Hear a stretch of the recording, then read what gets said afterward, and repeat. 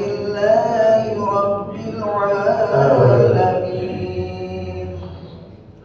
أعوذ بالله من الشيطان الرجيم. بسم الله الرحمن الرحيم. إلى حضرة برسول الله صلى الله عليه وسلم ثم إلى أرواح آبائه وإخوانه من الأنبياء والمرسلين والأولياء والشهداء والصالحين والأئمة الراشدين وعلماء العاملين وجميع الملائكة المقربين وجميع المفسرين والمحدثين جميع المجاهدين في سبيل الله إلى مكان المشارق الأرض إلى مغاربها برها وبحرها خصوصا إلى أرواح الآباء الراشدين أبي بكر وعمر وعثمان وعلي وأبي الصحابة والتابعين والتابعين والتابعين لهم بإحسان إلى يوم الدين وإلى أرواح المذاهب الأربع وإلى قبر الرباني شيخ القادر الجيلاني وإلى محمد الغزالي ثم إلى المهاجرين والله من نساء سلمان المقدم محمد بن أبي بكر رسولهم وغيرهم وإلى ولي الدين محمد بن أحمد المحلي وإمام الدين عبد الرحمن بن بكر السيوطي وإلى أبو زكريا بن شرف النووي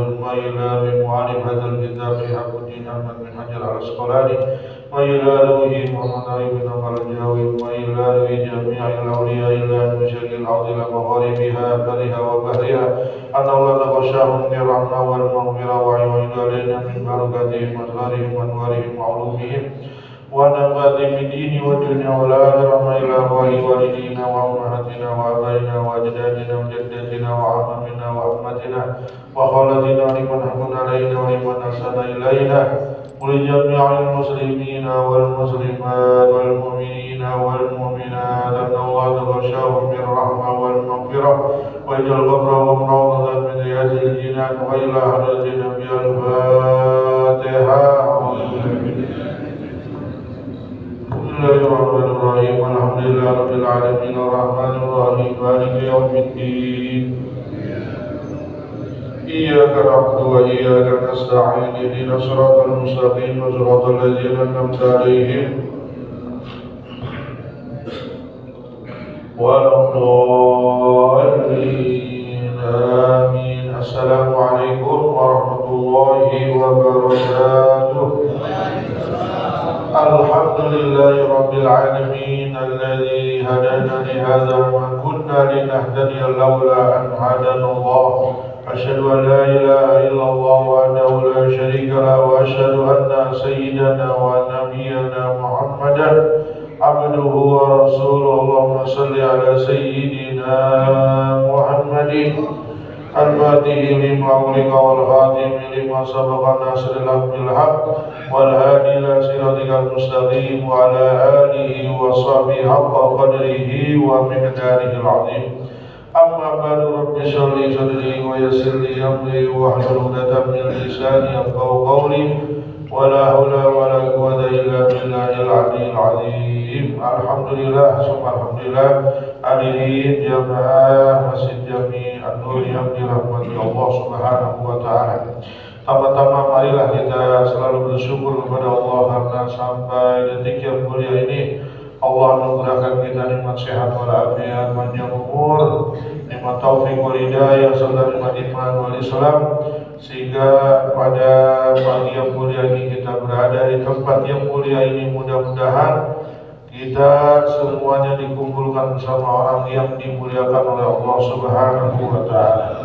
Salawat serta salam tercurahkan kepada Nabi kita Muhammad SAW dan keluarganya, sahabatnya dan kita semua. Mudah-mudahan kelak di yaumil akhir kita mendapat syafaat dari Rasulullah SAW.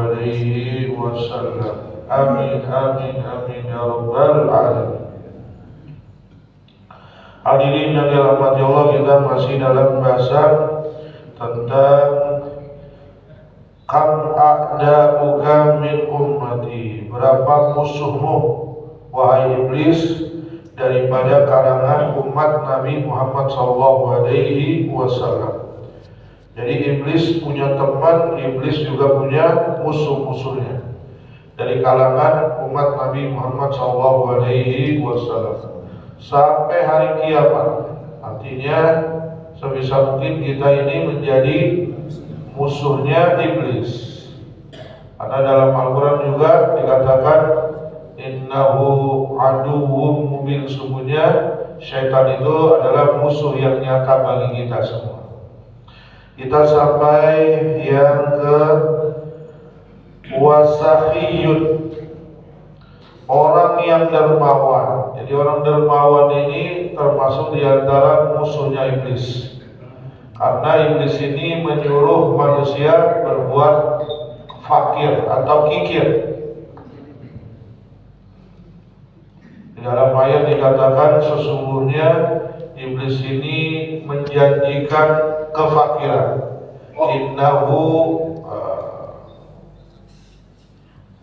wa'adakum wa'adal fakar. Jadi iblis ini menjanjikan kefakiran, sedangkan Allah Subhanahu wa taala menjanjikan pahala yang besar dan ganti yang lebih besar daripada yang dikeluarkan.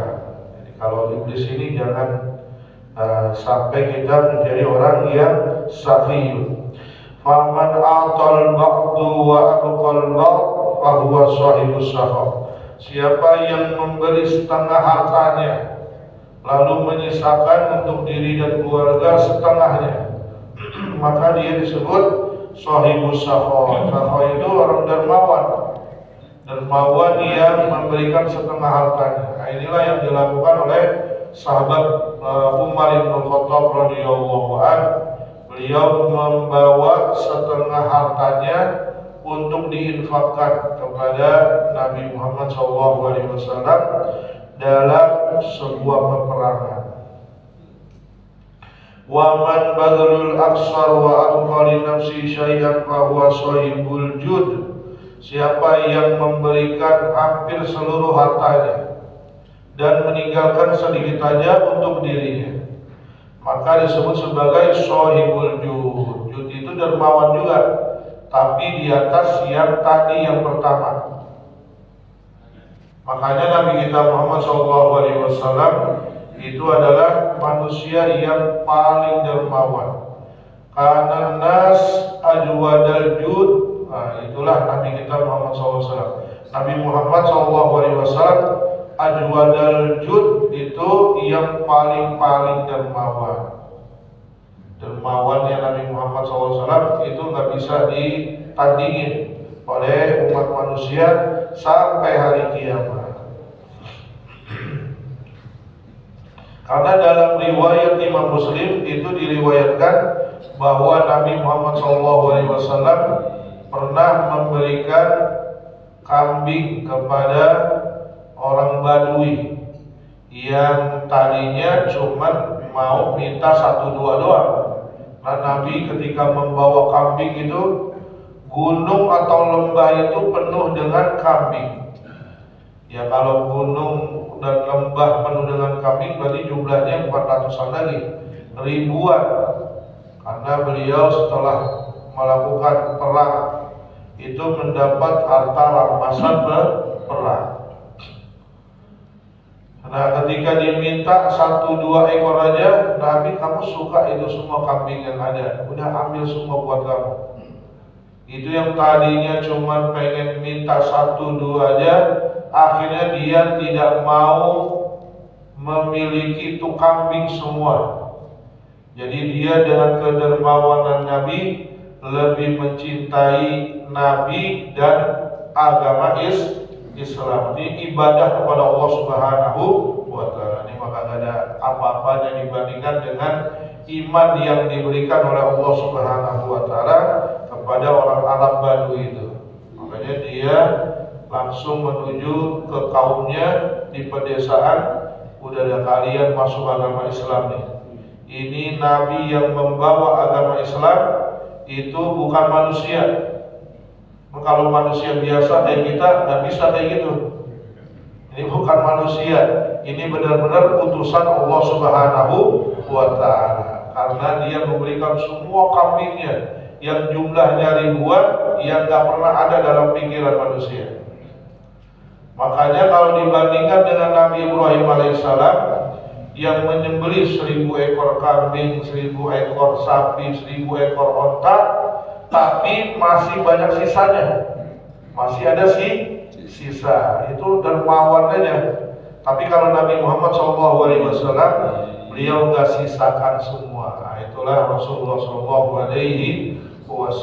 Bahkan dalam ayat dikatakan surat Al-Hasyr ayat 9 Allah Subhanahu wa taala berfirman, "Walladzina tabawwa'ud dara wal imana min qablihim yuhibbuna man hajara ilaihim wa la yajiduna fi sudurihim hajatan mimma utu wa yusiruna ala anfusihim walau kana bihim khassasah wa may yuqassaha nafsihi fa ulaika humul muflihun."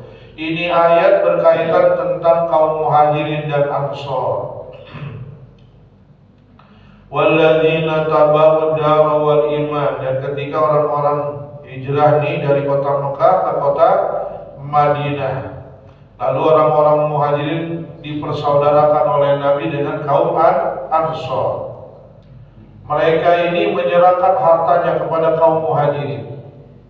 Bahkan bukan hanya hartanya, negerinya diserahin.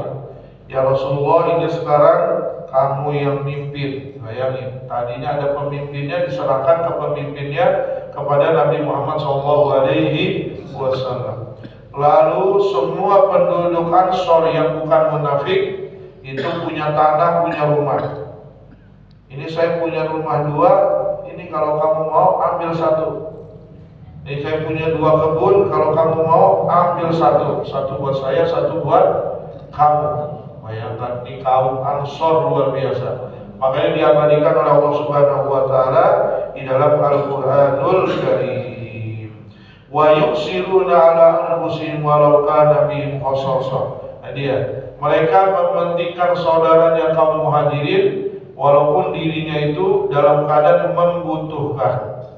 Nah, ini dia salah satu keistimewaan orang-orang Ansor yang tidak dimiliki oleh orang-orang yang lainnya.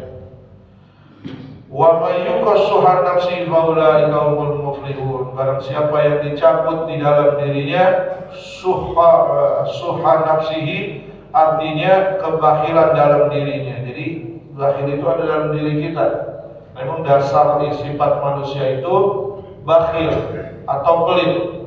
Maka apabila dicabut dari hati kita sifat pelit itu, maka dia termasuk orang yang beruntung di dunia dan di akhirat.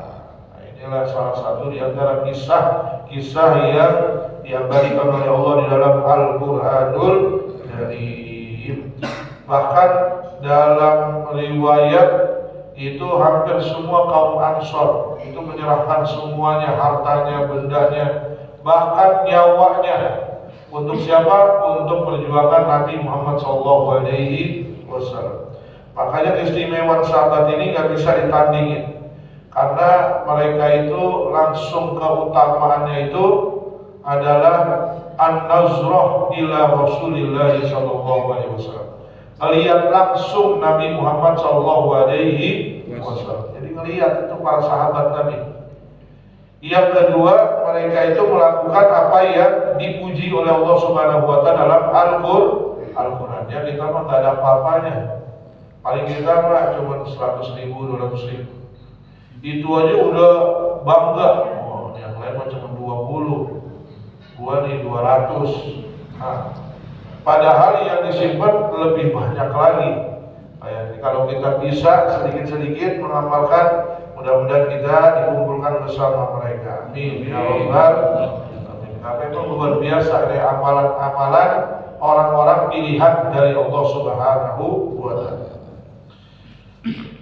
Makanya para wali kekasih Allah Subhanahu wa taala itu enggak dinilai dari bacaan Al-Qur'annya, mungkin sehari 1 juz atau sehari khatam, enggak dinilai. Atau tahajudnya 40 rakaat atau 20 rakaat atau yang lainnya, tapi dinilai dari 2. Salah satu di antara 2. Yang pertama, birrul walidain. Birrul walidain, kalau orang birrul walidain benar-benar bakti orang tua, udah dia jadi wali-walinya Allah Subhanahu wa taala. Jarang-jarang manusia di dunia ini yang sanggup birrul walidain. Yang kedua, sahibul jud, yang tadi itu senang memberi. nggak pernah disimpan oleh dirinya. Itu ciri-ciri wali-wali kekasih Allah Subhanahu wa Ta'ala.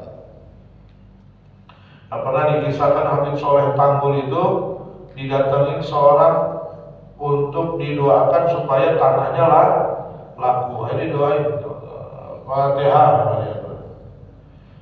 Udah selesai sebulan, 2 bulan, 3 bulan, ternyata itu tanah laku. Tanah laku yang minta doa ini datang lagi bawa kresek, isinya duit, bukan mangga. Kalau kita kan biasanya dijanjiin, Ustadz mau apa nanti kalau laku ini? Mau motor apa ya? Terserah Ustadz. Udah laku nggak muncul. Itu orang sekarang, orang-orang dulu lah ya gitu. Bawa kresek isinya duit, ditaruh Habib ini alhamdulillah begini ya. Terima, udah alhamdulillah.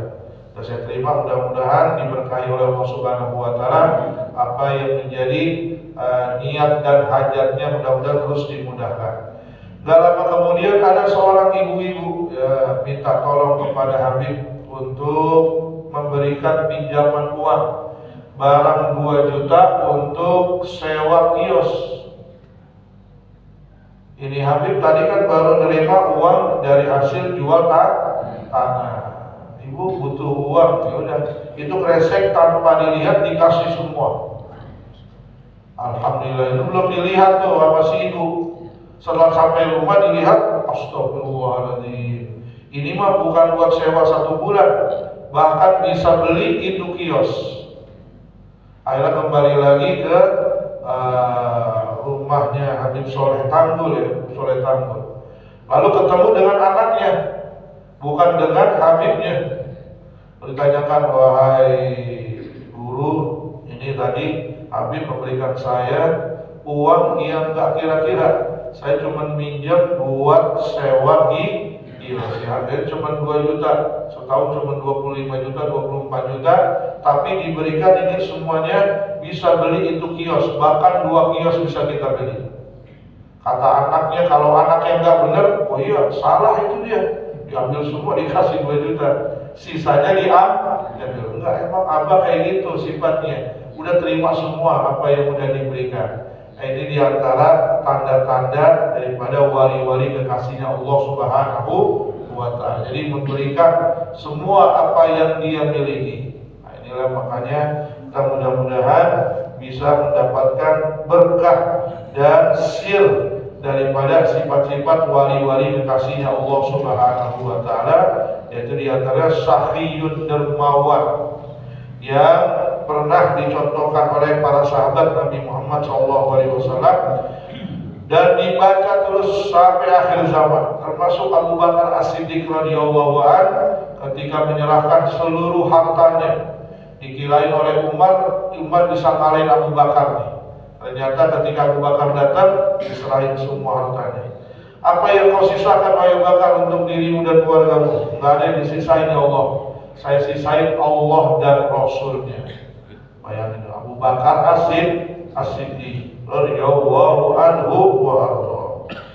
Qala wa sahibul jud alladhi qasid darura wa asar ghayrahu bil balagha wa huwa sahibul isari qala al-Busayri. Ini ayat yang tadi bahwa Allah Subhanahu wa Ta'ala memuji orang-orang Ansor yang lebih memilih orang-orang Muhajirin daripada dirinya dan keluarganya. Artinya dia cuma punya makanan itu saja, tapi karena menghormati tamunya, dia berikan kepada tamunya, sehingga dia bermalam itu dalam keadaan lapar. Kalau kita Pak sekarang nggak sampai lapar karena makanan banyak. Kalau dulu zaman Nabi nggak ada restoran Padang, nggak ada, atau nasi uduk malam-malam nggak ada, atau lontong sayur kan malam ada tuh, atau yang lainnya sate sampai malam jam 12 kita cari masih ada. Dulu makanan terbatas, mereka makanan tuh hanya cukup untuk 3 bulan, 2 bulan, makan sedikit. Nanti datang lagi perdagangan tuh dari Yaman, dari Syria, dari Syam, terjadi lagi transaksi perdagangan, disimpan untuk 3 bulan berikutnya. Ini makanan sedikit-sedikit. Maka dimakan, mereka tidur dalam keadaan lapar, dipuji oleh Allah Subhanahu wa Ta'ala. Bahkan membuat senyum Allah dan membuat tersenyum tertawanya Nabi kita Muhammad sallallahu alaihi wasallam.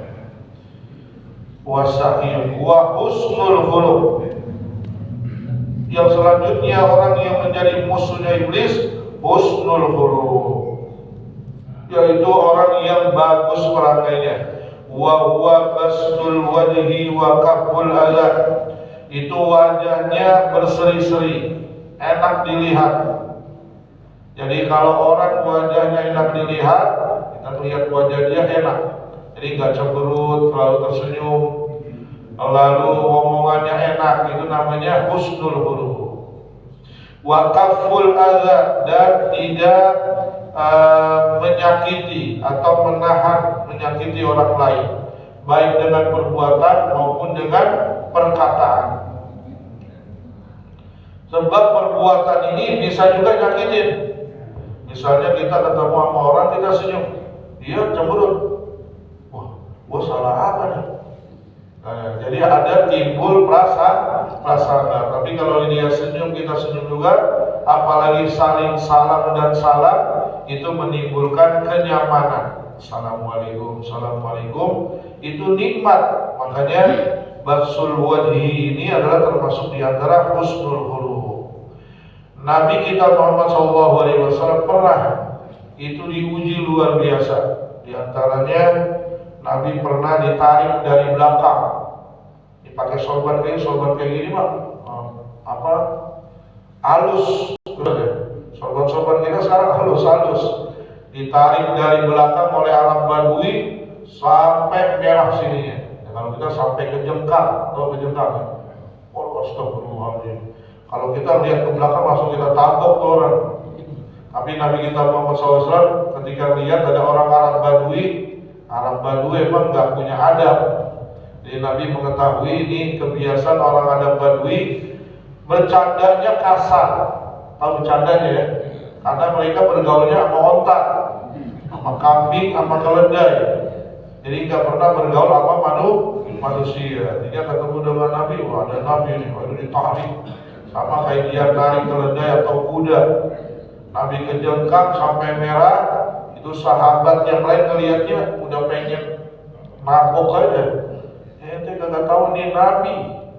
Misalnya kita sedang jalan nih bertiga, berempat, berlima, tiba-tiba Ustaz Fadila ditarik dari belakang. Yang marah siapa? Yang marah jamaahnya. Jamaah ini nggak tahu ente, ini ketua Masjid Anwar nih, yang udah terkenal sampai Cilacap. Wah, gitu. Marah-marah sama teman-temannya, ini sahabat-sahabatnya. Tapi Nabi tetap tersenyum. Ini basul wajhi. Lalu udah itu minta, ya Rasulullah, memang kau Rasulullah, ayo minta apa yang kau diberikan oleh Allah. Jadi harta yang Allah berikan kepada kamu. Jadi ini orang udah nyakitin, minta juga. Kata Nabi Muhammad SAW pada sahabatnya, berikan pada dia apa yang dia butuhkan. Yang dia butuhkan semua diberikan oleh Nabi Muhammad SAW. Inilah bastul wajhi. Kalau kita masih belum bisa, mudah-mudahan dengan kita ini baca sejarah-sejarah Nabi Muhammad SAW, ada asar, ada sifat-sifat yang nempel di dalam diri kita dari sifat-sifat Rasulullah SAW. Jadi semua yang tadi disebutkan dari minggu-minggu, bulan-bulan lalu itu semua terkumpul dalam diri Rasulullah SAW. Wa badlun nida wa qila wa hayatun nafs wa tasduru anhu indal af'alil jamilah aqlan wa syar'an bisahwin win ghairi hajatin ila fikri. Jadi orang yang husnul khuluq ini amalannya itu bagus dilihat. Semua yang dia lakukan menyenangkan orang lain. Jadi nggak ada yang menyakiti hati orang lain atau perbuatannya menyebabkan orang lain sakit hati. atau nggak enak. Semuanya yang dilihat dari dirinya itu adalah keindahan, karena ini termasuk diantara husnul khuluq. Makanya dikatakan oleh Allah Subhanahu wa taala bahwa Nabi ini adalah uswatun hasan. Jadi laqad kana lakum fi Rasulillahi uswatun hasanah liman kana yarjullaha wal yawmal akhir. Sudah ada pada diri Rasulullah SAW itu suri tauladan yang baik yang diikuti sampai hari kiamat. Jadi kalau dipelajari semua kehidupan Nabi dari lahir sampai meninggal dunia itu nggak ada celahnya. Artinya semuanya bisa diikuti, walaupun bukan sunnah, tapi semua perilakunya itu bagus dan bisa berdampak positif kepada dirinya, baik jasmani maupun rohani. Apa saja, kayak tidur itu kan bukan sunnah. Kita mau tidur tengkurap, mau tidur selentak gitu ya, mau tidur pakai guling, gak pakai guling. Tapi tidur cara Nabi itu disukai oleh Allah Subhanahu wa ta'ala. Artinya tidur cara Nabi itu beliau miring ke sebelah kanan, rusuknya di bawah, yang kiri di atas, lalu menghadap ke arah kiblat. Tidurnya Nabi Muhammad SAW. Ternyata ilmu modern menegaskan bahwa tidur orang yang seperti ini itu pernapasannya lebih bagus, atau mendapatkan oksigennya ke otaknya lebih bagus, bangun dalam keadaan segar. Bagaimana itu Nabi kita Muhammad SAW. Makanya yang dibutuhkan itu adalah kualitas tidurnya, bukan waktu tidurnya, bukan kualitasnya. Tidur 8 jam, subuh masih nguap juga. Tidur dari jam berapa? Bisa tidur udah, tapi pas bangun masih nguap, tapi masih syukur, alhamdulillah masih sholat subuh berjamaah. Ada juga yang tidur habis isya sampai jam 7 nggak bangun-bangun. Ini agak benar. Jadi kalau tidur Nabi sebentar, cuma 3 jam, 4 jam, bangun udah segar lagi. Nah ini cara tidurnya Nabi Muhammad SAW. Makannya, duduknya, semua dilakukan oleh Nabi menjadi uswatun hasanah. Jalannya Nabi itu juga semua dijelaskan di dalam hadis Tirmizi, itu sifatun Nabi.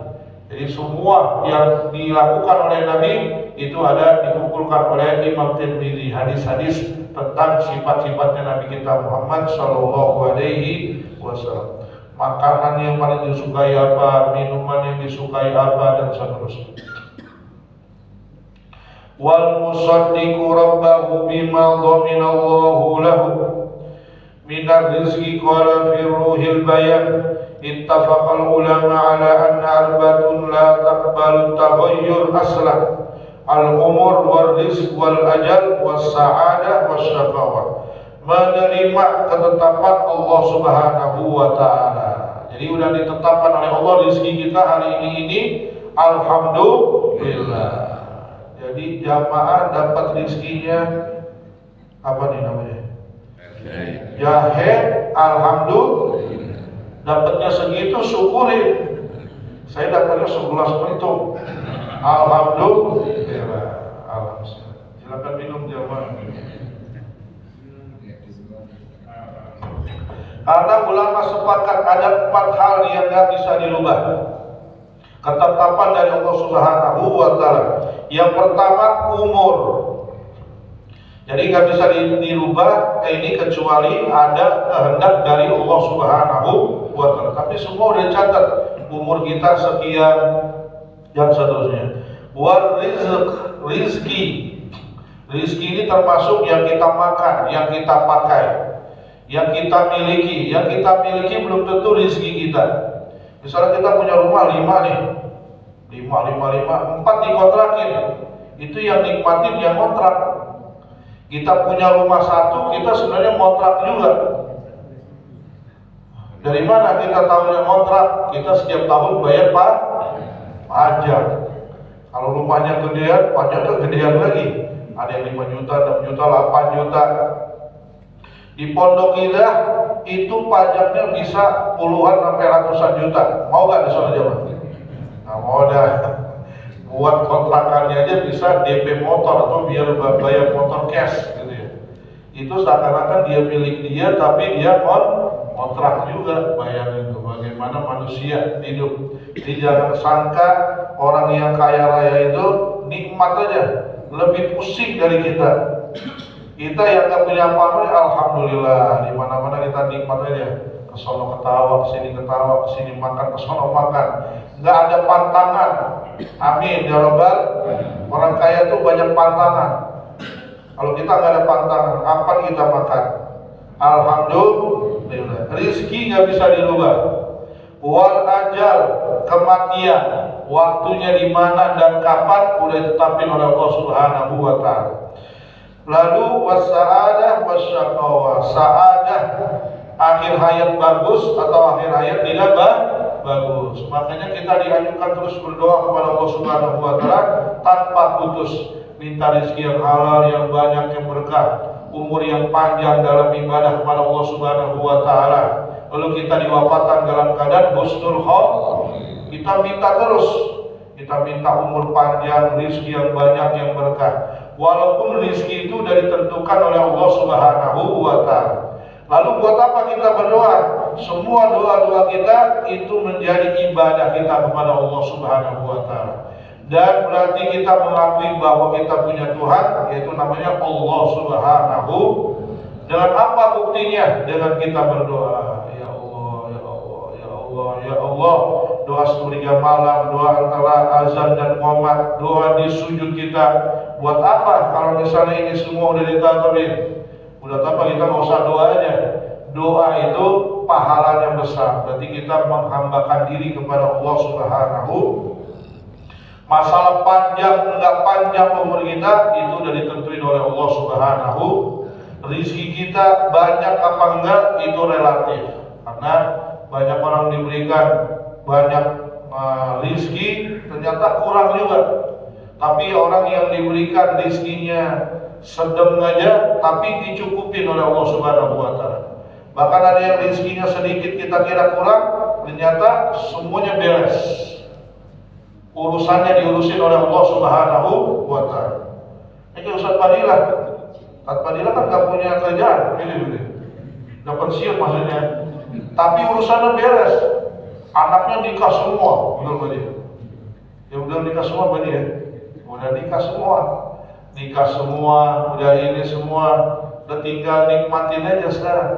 Bayangin, semuanya diurusin oleh Allah Subhanahu wa Ta'ala. Jadi yang ngurusin kehidupan kita sebenarnya bukan kita nih, semua udah ditentuin oleh Allah Subhanahu wa Ta'ala.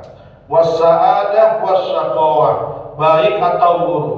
Jadi orang yang hidupnya baik, insya Allah akhir hayatnya baik. Tapi kalau hidupnya penuh dengan dosa, itu dikhawatir akhir hayatnya juga dalam keadaan berdosa. Atau al-mar'u yamutu ala ma'asha alaih, kata Nabi, manusia meninggal bagaimana dia hidup. Wa yub'atsu ala ma'mata alaih, dan dibangkitkan bagaimana dia meninggal. Kalau hidupnya sering ibadah kepada Allah Subhanahu wa Ta'ala, insya Allah meninggalnya gak jauh dari itu.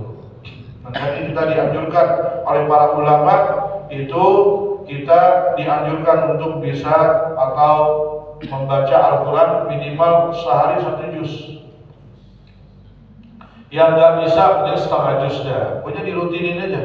2 bulan sekali hatam atau 3 bulan sekali berarti kan baca Al-Qurannya rutin.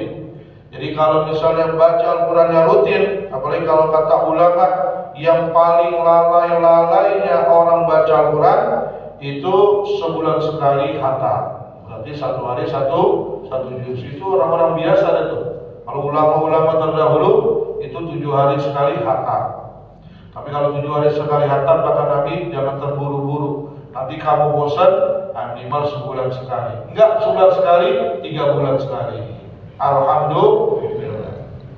Jangan sampai nanti kita nggak hatam-hatam lagi, 3 bulan nggak hatam, 4 bulan nggak hatam, tahu udah Ramadan lagi besok. Ramadan kagak hatam juga, ya udah wassalam. Jadi di antara tanda-tandanya kita melazimkan tuh di antaranya baca Al-Qur'anul Karim sehari 1 juz, setengah juz atau 10 halaman, sesuai dengan kemampuan kita. Karena kita pengen akhir hayat kita sa'adah, kebaikan atau wafat dalam keadaan husnul khotimah. Wal musinu ilal mustawratil aramil, dan orang yang baik, ini musuh iblis. Kepada siapa? Ilal mustawratil aramil. Aramil itu dengan orang yang berbuat baik kepada janda-janda. Ini kalau janda-janda seger banget ya. Ini bukan saya mengatakan ya. Kalau ibu-ibu marah, ini dari kitabnya ada coba. Al-musin bil ata wa ghairuhu lin nisa, memberikan dengan senang hati atau dengan hati yang lapang kepada wanita. Wanita ini emang senang dikasih. Apa aja dikasih dia senang. Kita juga begitu sebenarnya. Betul lah. Jangan dikasih amplop senang gak? Alhamdulillah. Apalagi ibu-ibu. Ibu-ibu senang. Jangankan itu. Kalau kita lihat aja. Kalau ada RW ngadain sembako murah, yang ngantri siapa? Ibu-ibu. Kalau kita ngapain sih Pak? Biar cuma 10.000. 10.000 itu duit. Oh, dia rela ngantri. Dulu ngantri itu. Dulu minyak tuh saya ingat banget. Saya nganterin ibu saya. Ayo anterin ke sono. Ngapain sih mah? Itu minyak murah. Udah minyak di rumah udah banyak banget. Tapi masih ngantri juga. Dulu kan pernah tuh ya. Dari zaman Covid tuh minyak susah, mahal dan lain sebagainya. Kita dianterin ke sono, anterin kemari, buat dapat nih.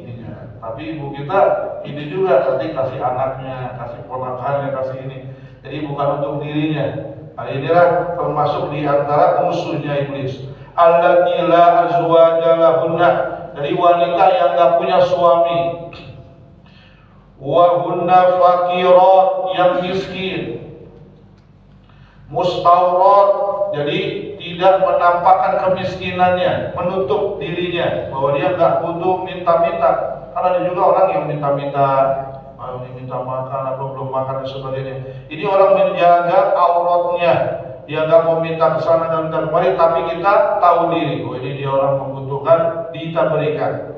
La yuzhiranna lirrijal, dan tidak menampakkannya kepada laki-laki. Rawa anna sallallahu alaihi wasallam qala inna sa'iya 'alal armalah wal masakin kal mujahid fi sabilillah. Sesungguhnya orang yang berjalan untuk memberikan nafkah atau sembako kalau kita bilang sekarang itu kepada janda-janda dan orang miskin seperti orang yang jihad fi sabilillah. Sebab resikonya berat. Resikonya berat. Itu kalau misalnya istrinya tahu mau kemana Pak? Mau ke itu, ke rumah janda. Itu jihad tuh. Berangkat apa enggak? Tapi rata-rata enggak berangkat. Udah masuk. Makanya kita jangan sekonyong-konyong ngasih langsung. Oh bisa perang Uhud sama istri kita dari itu. Fisabilillah, bayangin. Ini karena memberi ini juga termasuk di antara sifat para nabinya Allah Subhanahu wa taala. Awil qaimil lail shaimin nahar, atau orang yang dinilai sebagai orang yang bangun malam sepanjang malam dan puasa sepanjang siang. Cuman apa amalannya? Melihat mana yang membutuhkan daripada janda-janda yang gak punya suami, yang kesian udah gak bisa ngapa-ngapain, kita perhatikan. Kayaknya sih setiap RT itu ada apa enggak? Ada ya? Nah, jadi kita lihat nih ada yang bilang ini. Lain lagi dengan janda kaya. Wah, itu lain lagi tuh. Ini janda yang miskin, yang udah tua renta. Jangan milih-milih. Kata Ustaz, menafkahi janda itu termasuk jihad. jandanya usia 25 tahun gitu. Nah, dikejar-kejar, dikasih setiap bulan 3 kali 4 kali karena mengharapin cintanya. Ini janda yang udah tua, yang sangat membutuhkan pertolongan kita laki-laki. Apalagi kalau laki-laki ini banyak harta, banyak kontrakannya. Buat apa duit banyak-banyak? Kita amalkan apa yang dikatakan oleh Nabi Muhammad SAW.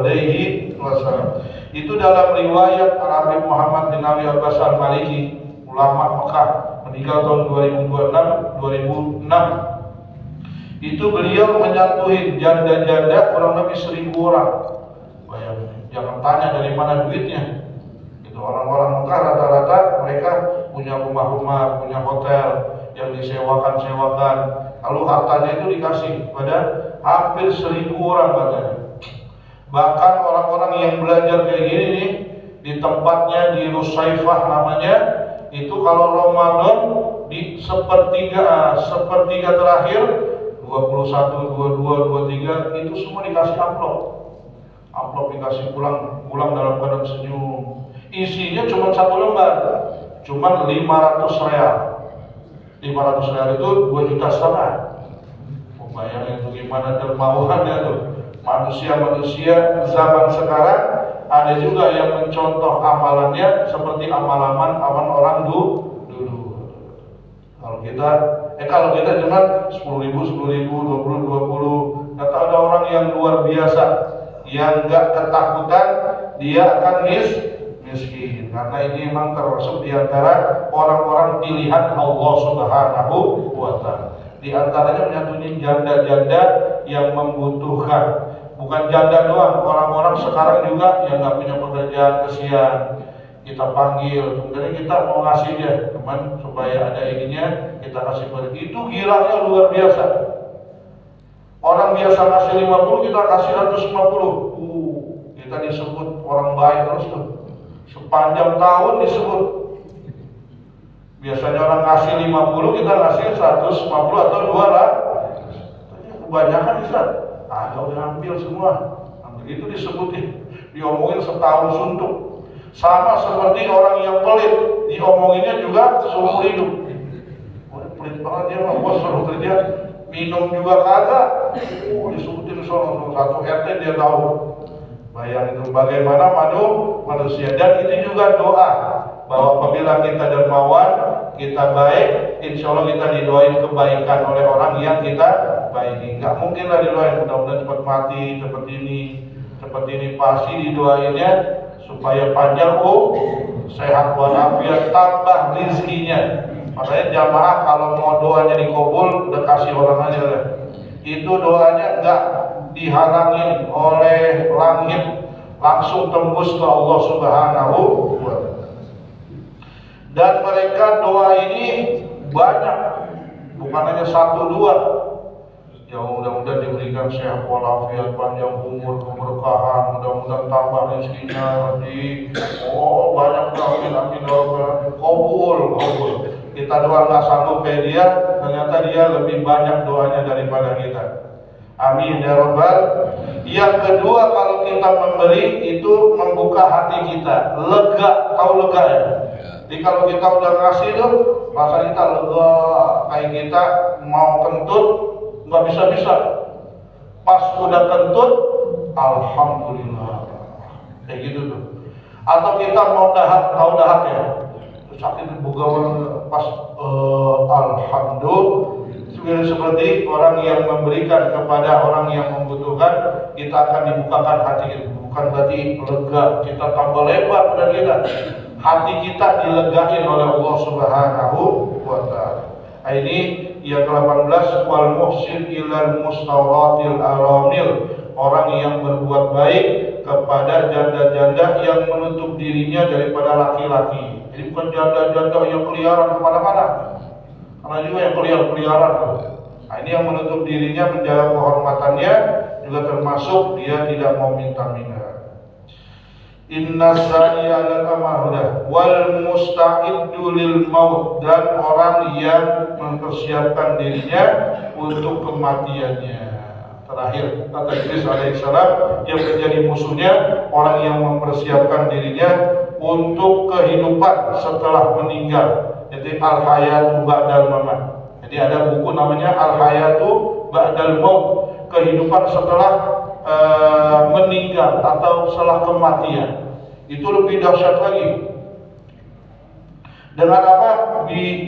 Bi'itiyani a'malis sholihah, dengan mengerjakan amal-amal soleh sesuai dengan kemampuan kita. Sekali lagi, semua amalan ini sesuai dengan kemampuan kita. Jadi wattaqullaha mastata'tum, bertakwalah kepada Allah sesuai dengan kemampuan kalian. Jadi kalau kita mampunya 2 rakaat, alhamdulillah. Kita mampunya 1 rakaat witir, alhamdulillah. Jangan kita tentang lagi semangat witir 11 rakaat, tahajud 20 rakaat, besok lemes, kita sholat lagi. Nah, minimal 2 rakaat, witir 1, itu jangan ditinggalkan terus sampai akhir hayat kita, mempersiapkan amal soleh untuk kehidupan kita. Yang kedua, sebisa mungkin kita berjamaah. Kalau nggak bisa berjamaah di masjid, di rumah. Misalnya kita hanya lagi capek atau sebagainya, udah anak-anak, istri semuanya kita sholat maghrib bareng-bareng. Bahkan kalau orang dulu itu sholatnya 2 kali. Pertama subuhnya di rumah berjamaah dengan istri dan anaknya. Yang kedua subuhnya di masjid bareng-bareng dengan jamaah. Jadi istri dan anaknya dapat jamaah subuh di rumah, yang perempuan ya. Nah, suaminya nanti berjamaah lagi di jadi boleh kita sholat berjamaah 2 kali, 3 kali dan seterusnya. Yang penting waktunya masih ada. Itu nanti berjamaah Allahu Akbar orang-orang dulu. Kalau sekarang kita terlambat karena kita dibatasi oleh tip komat ya. Kalau udah tip belum komat dilihatin sama jamaah. Gitu. Komat ya. Jadi kalau bukan di sini, di tempat saya di Masjid Al-Awabin, kalau kita udah kasih tahu itu jangan komat dulu, masih banyak nih kan. Kita sekarang subuh jam 4:06. Tadi saya kemarinnya masih gelap. Hari gelap. Waduh, mana nih orang belum pada. Jadi jam 4:06. Bayangin itu. Kita tunggu semua sampai datang semua. Berjamaah subuh ini sangat dianjurkan oleh Allah Subhanahu wa Ta'ala, mendapatkan keberkahan. Kita ajak semuanya untuk sholat subuh berjamaah.